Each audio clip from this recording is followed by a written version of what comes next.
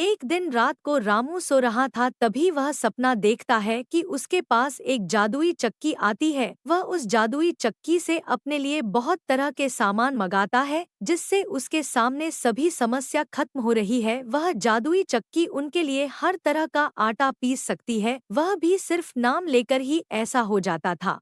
रामू को सपना बहुत अच्छा लग रहा था, मगर यह सपना कितनी देर तक था, यह बात रामू को जब पता चलती है, जब उसका सपना टूट जाता है। क्योंकि सुबह होती है, वह उठ जाता है। जब सुबह हो जाती है तो रामू उठ जाता है और अपनी पत्नी से यह बात कहता है कि आज मैंने सपने में जादुई चक्की देखी थी, यह चक्की हमारे लिए सभी काम कर रही थी। पत्नी ने कहा कि यह तो सपना है, मगर हकीकत में ऐसा नहीं है, तुम जाग गए हो और इस तरह के सपने सच नहीं होते हैं। सच में हमारी हालत तो बहुत खराब है, हम कुछ भी नहीं कर पाते हैं। रामू भी इस बात को समझ गया था।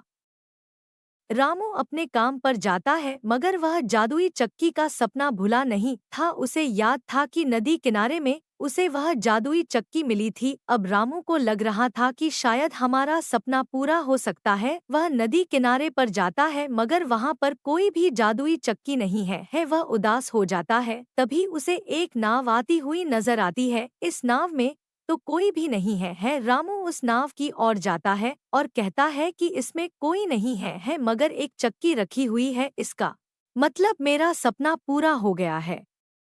वह जादुई चक्की जो मेरे सपने में थी, वह यहाँ पर रखी हुई है। वह बहुत खुश हो जाता है, आज उसका सपना पूरा हो गया था। वह उस जादुई चक्की को लेता है और घर चला जाता है। वह अपत्नी के पास जाता है और कहता है कि मेरा सपना पूरा हो गया है, यह जादुई चक्की मुझे मिल गई है। पत्नी देखती है और कहती है कि यह बात तो सच है, यह काम कैसे करती है, क्या तुम